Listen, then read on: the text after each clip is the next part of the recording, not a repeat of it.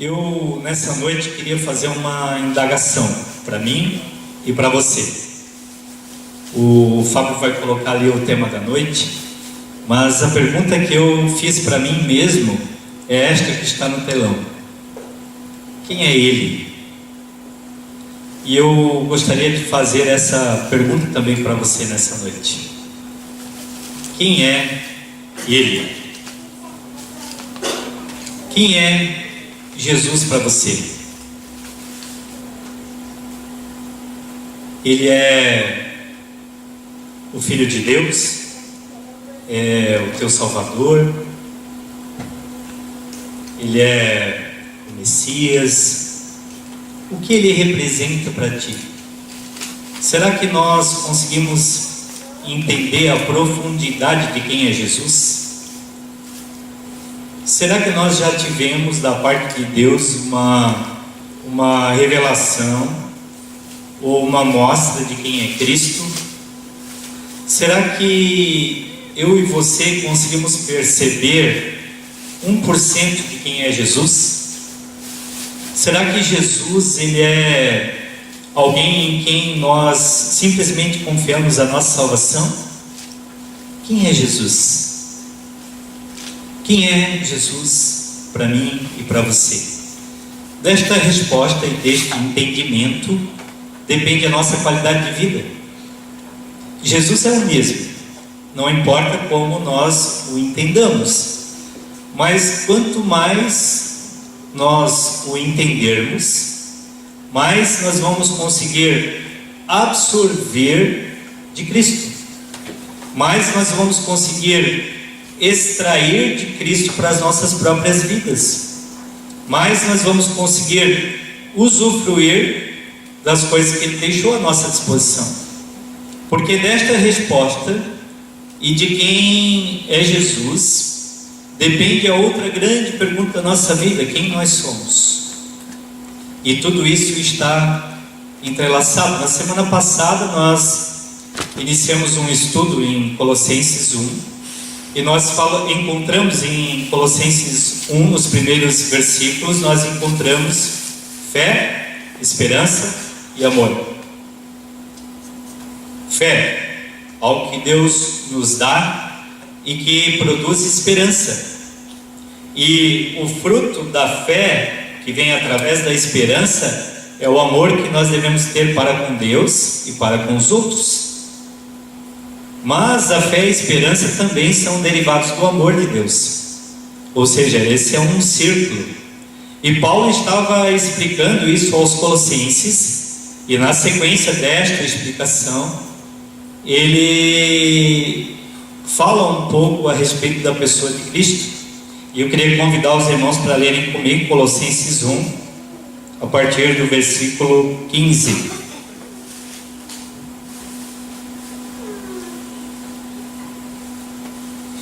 Colossenses 1, 15.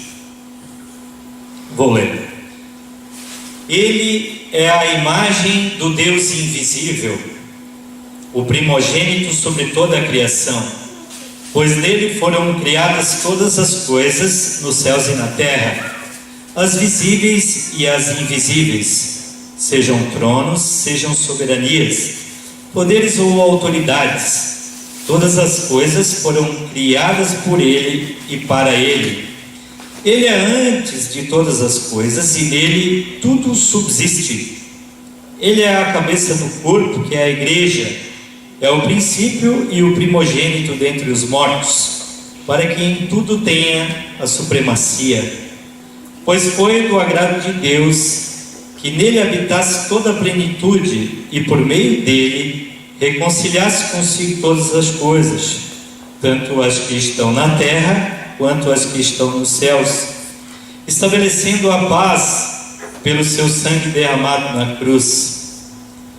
Antes vocês estavam separados de Deus, e na mente de vocês eram inimigos por causa do mau procedimento de vocês. Mas agora Ele os reconciliou pelo corpo físico de Cristo mediante a morte, para apresentá-los diante dele santos, inculpáveis e livres de qualquer acusação.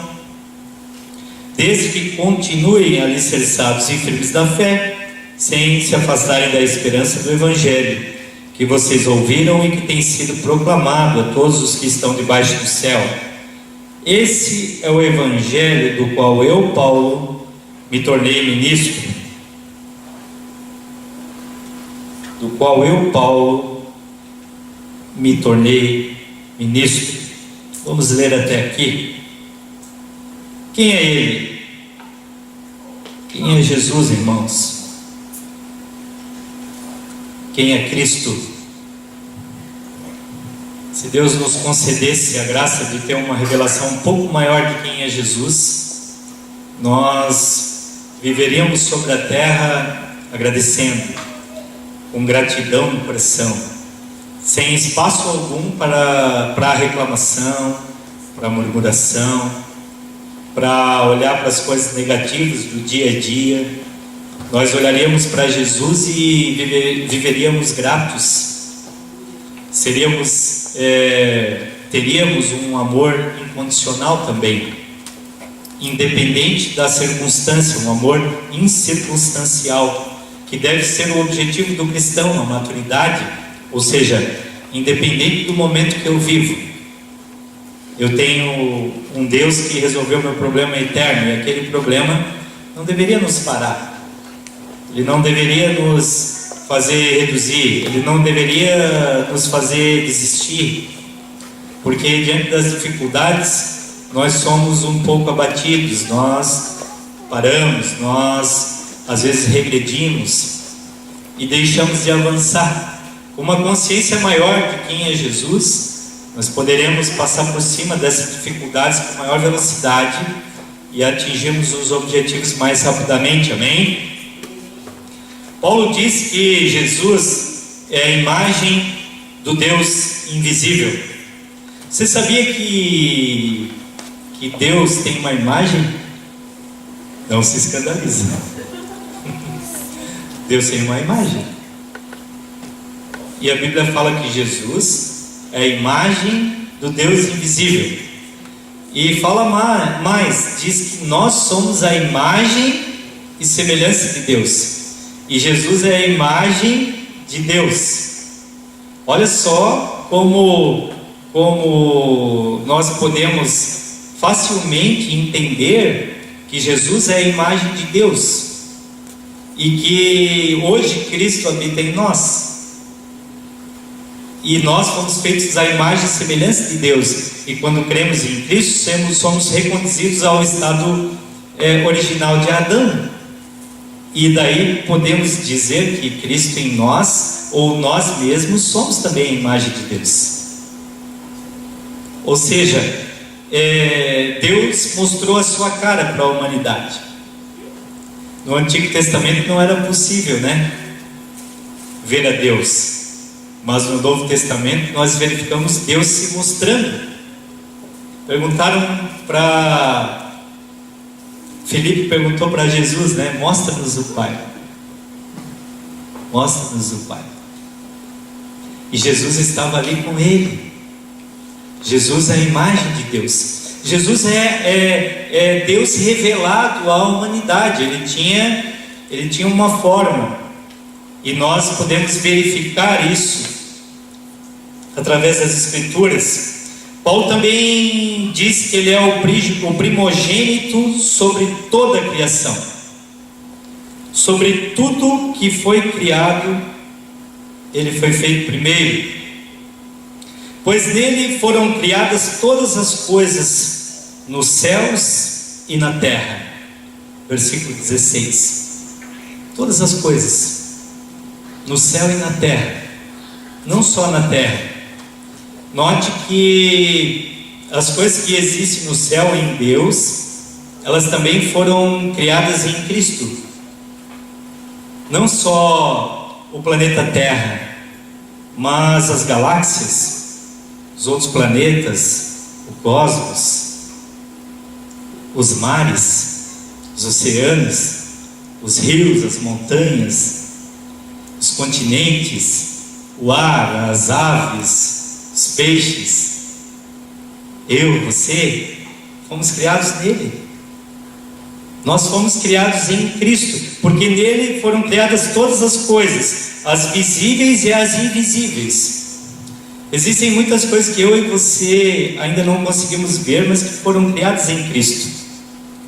Eu queria conduzir vocês a uma reflexão profunda que fiz desse texto, e fiquei impressionado. O tamanho de Jesus aumentou um pouco para mim, não que ele tenha sido engrandecido, porque ele é grande, nós que não, às vezes não conseguimos o ver, mas você vai notar claramente através do texto que Jesus é muito mais do que você imaginou até hoje, porque você analisando o texto, você vai perceber mais detalhadamente quem é Cristo, e quanto mais você perceber quem Ele é, mais você vai valorizar o que Ele fez por você. Note que Jesus é tudo. Ele é antes de todas as coisas. Ele veio antes do que qualquer outra coisa que possa ter existido. E esse tudo foi o que Deus ofereceu pela tua vida. Esse tudo foi o que foi ofertado em nós. Isso é demais para nós. E coisas invisíveis que poderemos ainda conhecer. Deus tem preparado muitas coisas para a eternidade. Você imagina que um Deus infinito, Ele foi tão criativo quando criou a humanidade, né? A gente vê animais de todas as formas, pessoas diferentes, uma diversidade de criação absurda. Mas ainda tem mais. Tem outras coisas. Tem outras coisas para mim e para você conhecer na vida eterna com Cristo. Não vai ser uma vida monótona, não. Não vai ser uma sala branca e todo mundo, parado. Vai ser, eu creio comigo, que vai ser algo dinâmico, algo tremendo, algo revelador de Deus, porque o nosso Deus é infinito. Então Ele vai ter situações infinitas para nós vivermos, emoções diferenciadas, coisas invisíveis que foram criadas em Cristo, sejam tronos ou soberanias, poderes ou autoridades. Todas as coisas foram criadas por Ele e para Ele. Todas as coisas foram criadas por Ele, porque Ele é Deus, e para Ele. Sem Ele, nada do que foi feito se fez. Nada. Absolutamente nada. Vocês conseguem entender um pouco da dimensão da grandeza de Cristo e do quanto você vale para Deus? Você vale o sangue de Jesus. Mas tudo isso, o sangue, muitas vezes a gente fala, a gente vale o sangue vale muito. O sangue foi parte de um plano. Existe uma eternidade sendo vivida por Deus, uma eternidade sendo projetada por Deus, e dentro dessa eternidade Ele decidiu criar eu e você. Eu e você fizemos parte de um plano eterno, e Ele fez nós como seres diferentes e decidiu viver a eternidade conosco. E quando Ele nos colocou aqui na terra, Ele não nos arriscou. Isso que eu acho mais tremendo, irmãos.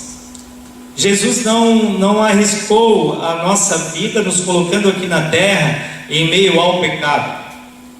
Ele providenciou a redenção antes da fundação do mundo.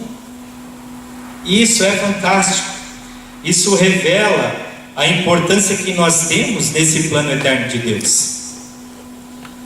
Não dá para a gente viver se diminuindo olhando para um Jesus desse. Um Jesus em que fez tudo e que tudo foi feito para Ele. E depois Ele, que é tudo, vem e se envolve conosco, decide vir na terra, sofrer, passar por tudo que Ele passou. Ele tomou decisões que iam trazer dor para Ele mesmo. Ele criou situações antes da fundação do mundo, que iriam trazer problemas para ele. Mas isso por nada? Creio que não, irmãos. Para nos ensinar alguma coisa. Nós vamos passar a eternidade com Deus Redentor. Nós vamos passar a eternidade com Deus que está revelando o amor. E o amor é a base de Deus. Deus é amor. Então, eu e você estamos sendo preparados para viver em um ambiente de amor, mas para valorizar esse amor, não para sermos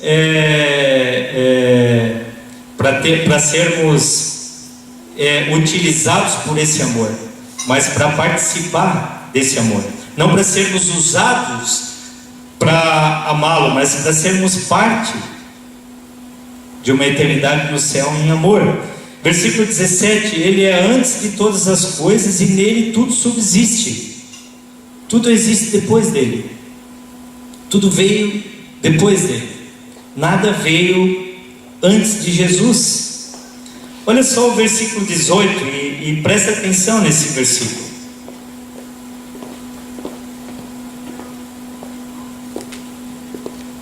Ele é a cabeça do corpo, que é a igreja. É o princípio e o primogênito dentre os mortos, para que em tudo tenha a supremacia. Todos nós sabemos que Jesus é o cabeça da igreja, né? E que nós somos o corpo de Cristo. Eu e você somos o corpo de Cristo. Se a gente utilizar aqui um corpo humano, a gente verifica que o corpo ele obedece em ordens da cabeça, e a cabeça é quem dirige o corpo. Tudo o que você faz, e qualquer movimento que você faz, existem impulsos elétricos, e a sua mente está coordenando toda a sua vida e todos os seus movimentos. E a Bíblia diz que Jesus é o cabeça da igreja. Quem é a igreja? Eu e você. Nós somos a igreja, correto? Nós como igreja nós deveríamos sentir qualquer tipo de insegurança. Nós como igreja poderíamos ter medo em relação à condução do cabeça? Eu creio que não.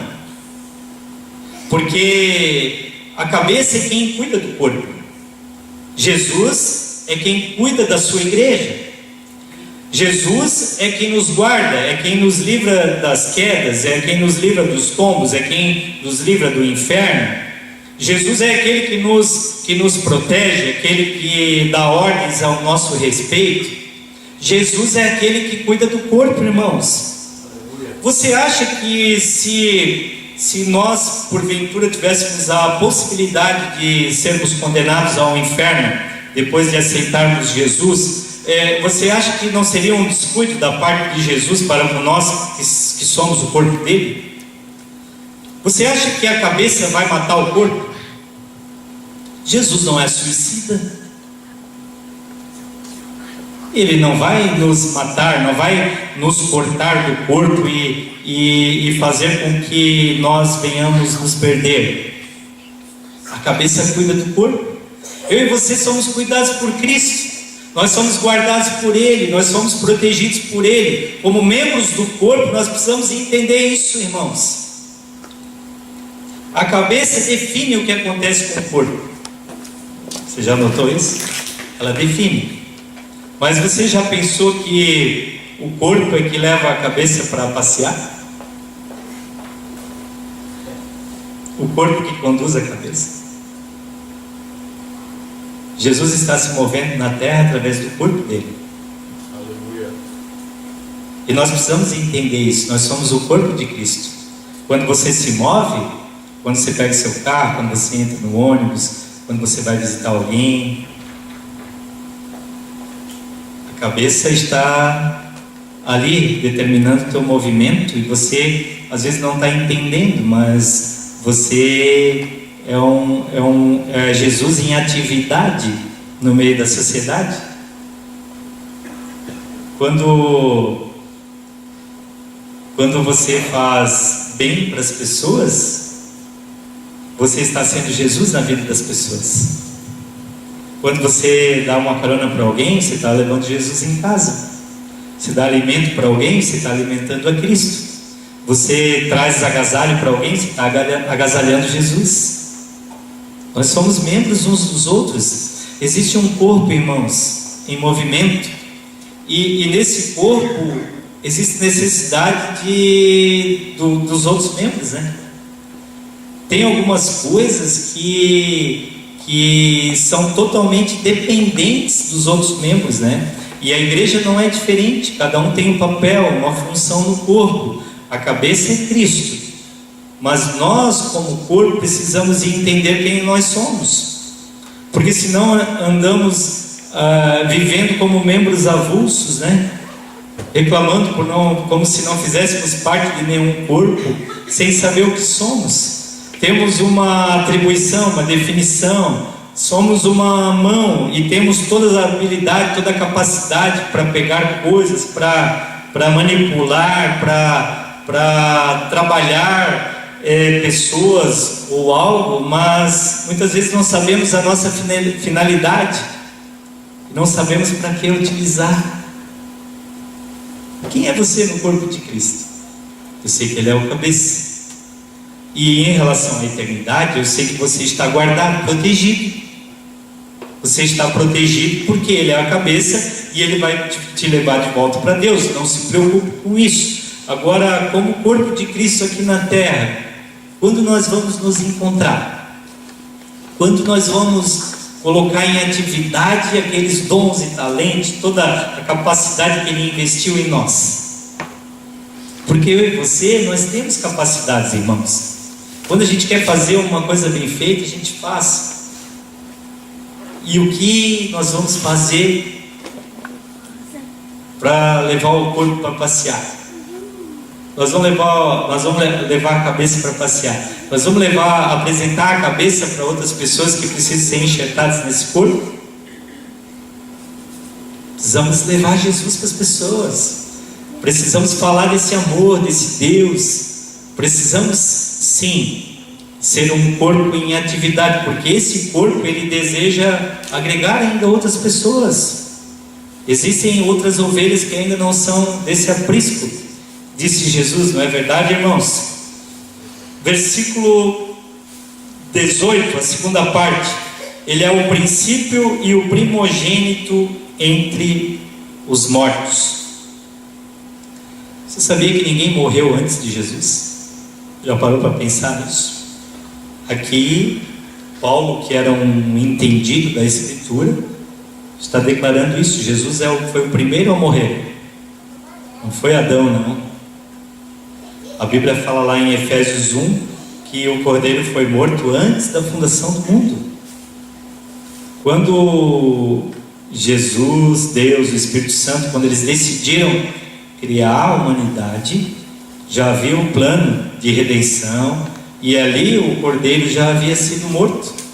O Cordeiro já havia sido imolado no coração de Deus. Já havia essa decisão de criar algo dinâmico, dar liberdade aos homens e permitir aos homens que eles aprendessem através do exemplo, através do amor.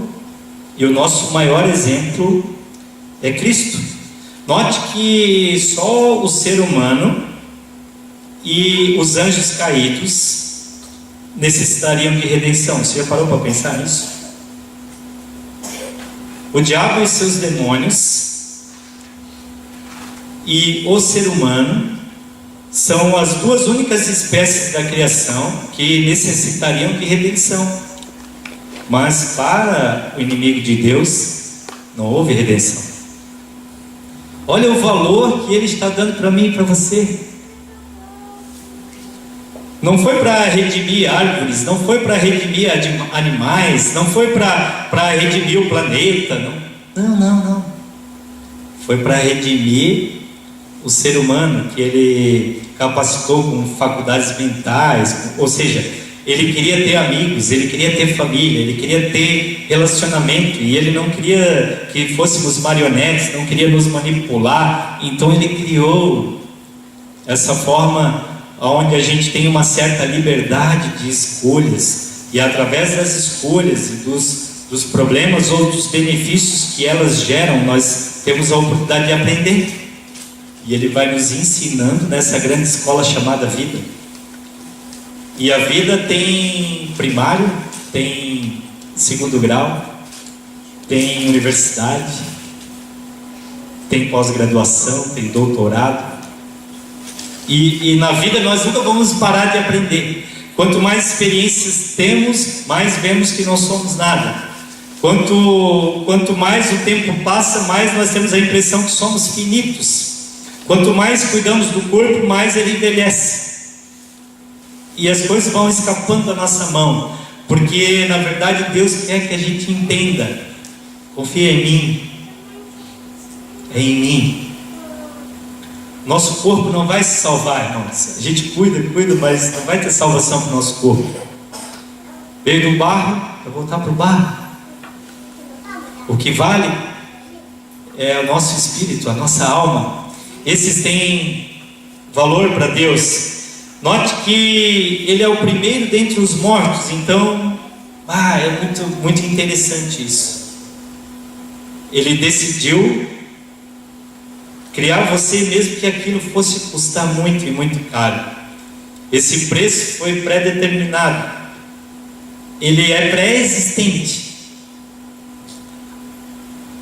Ele foi o primeiro entre os mortos, Jesus Cristo de Nazaré. E Ele morreu uma morte para que nós não morrêssemos eternamente. Aleluia. Ele decidiu morrer em nosso lugar. Na casa de meu pai há muitas moradas. Vamos morar com Ele.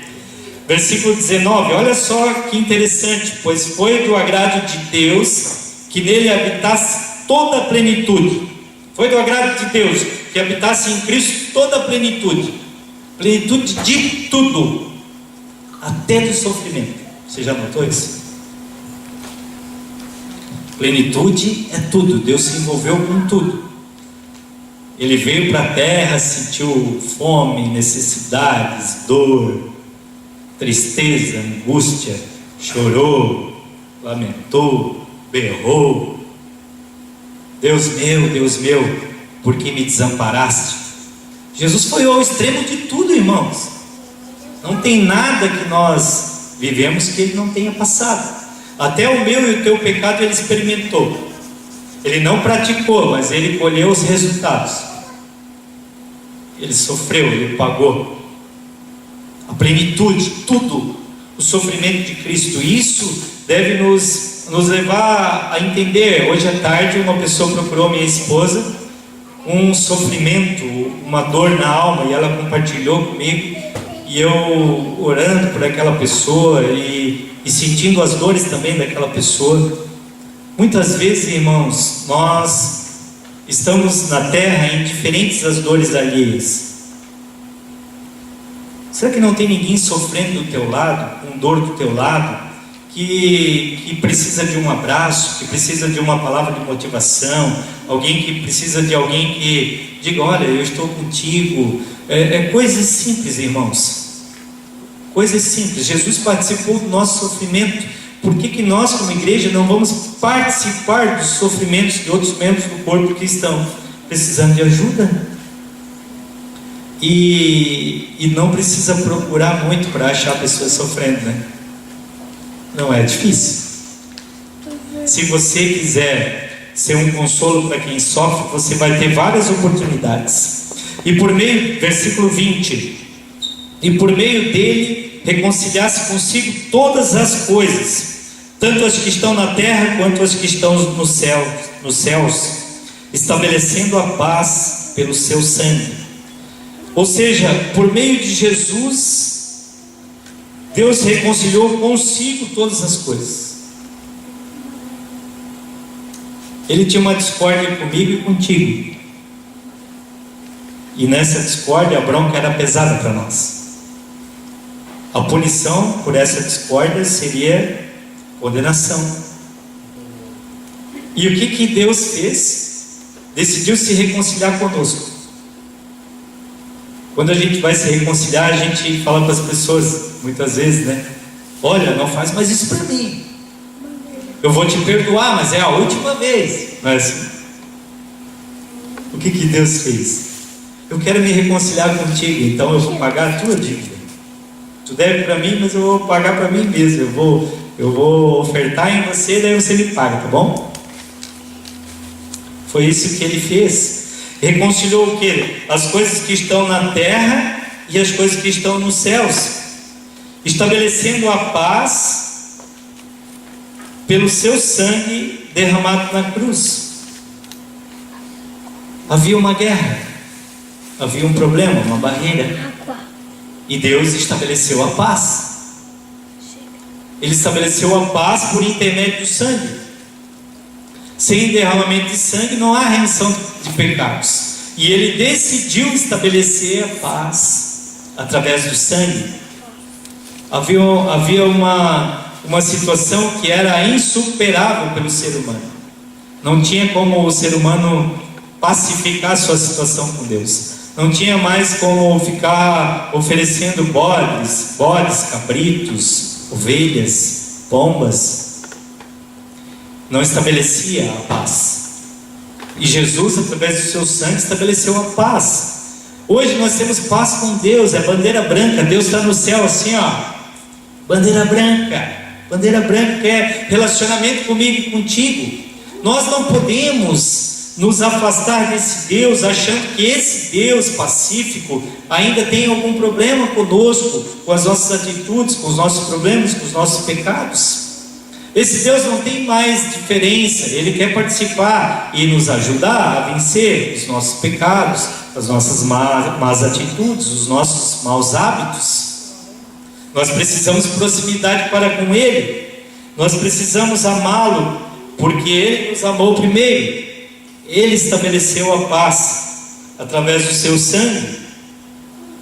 21. Antes vocês estavam separados de Deus, e na mente de vocês eram inimigos por causa do mau procedimento de vocês.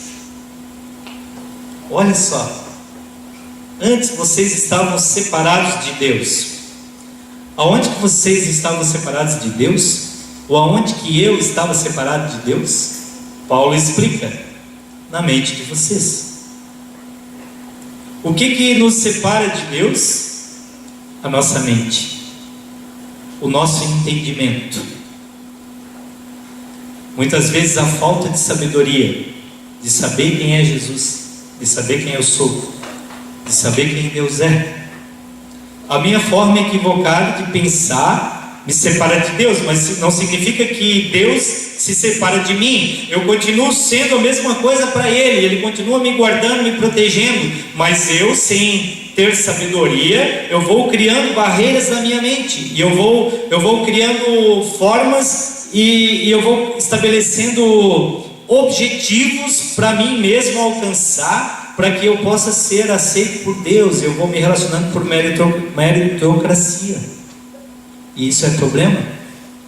Nós podemos ser separados de Deus na nossa forma de pensar, no sentido de não absorver aquilo que na verdade Ele tem para nos dar, não permitindo que Ele participe. Isso não significa que Ele não participa, tá, irmãos? Às vezes a gente não permite, a gente não absorve as coisas de Deus por causa da nossa falta de entendimento, mas Ele continua ali perto. O Espírito Santo continua dentro de você. Ele continua dando ordens aos anjos para que te protejam. Ele continua renovando a misericórdia dele sobre você todas as manhãs. Ele continua te amando, te guardando. Só que o objetivo de Deus é que eu e você, que nós cresçamos, que nós atingimos uma certa maturidade na fé, porque muitas vezes nós vivemos como crianças espirituais, não sabendo quem somos, não sabendo quem Deus é, e isso é problemático. 22. Mas agora Ele nos reconciliou pelo corpo físico de Cristo, mediante a morte, para apresentá-los diante dele santos, inculpáveis e livres de qualquer acusação, Ele nos reconciliou pelo corpo físico de Cristo. Não foi por um corpo espiritual, não, irmãos. Não foi sem dor, sem sentir o que a gente sente, não. Não foi sem suor, sem calo no pé. Não foi, não. Foi mediante ao corpo físico de Cristo, mediante a morte, para apresentá-los diante dele santos, inculpáveis e livres de qualquer acusação. Qual é o objetivo, então? Nos apresentar diante dele santos, inculpáveis e livres de qualquer acusação. Você consegue entender isso? Fica de pé, meu irmão. Fica de pé. Você consegue entender que o objetivo da cruz é apresentar eu e você diante de Deus santos, inculpáveis e livres de qualquer acusação? Isso não significa que depende de você. Esse é um papel, é uma atribuição, é uma característica do sangue de Jesus. O sangue nos redimiu. E qual é a função do sangue? Nos apresentar diante de Deus santos, inculpáveis e livres de qualquer acusação. Não importa se a tua mente te acusa, não importa se os teus amigos te acusam, não importa se o diabo te acusa, diante de Deus você está livre de qualquer acusação. E o que tem que valer para nós é o que está diante de Deus, não é o que está na minha mente ou o que está no coração dos outros. Nós somos santos não por causa das nossas atitudes santas. Nós somos santos por causa da santidade de Jesus, que, quando bem entendida e maturada em nós, faz com que a gente produza atitudes santas, sim. Não tenhamos dúvidas disso. O objetivo e a finalidade do Evangelho sempre vai ser a santidade, sempre vai ser a mudança, sempre vai ser um marido melhor, uma esposa melhor, um pai melhor, uma mãe melhor, um amigo melhor. Deus sempre tem esses objetivos conosco. Não tenhamos dúvidas disso, mas temos que entender que o sangue de Jesus estabeleceu paz com Deus. Amém? Feche teus olhos, querido, vamos orar.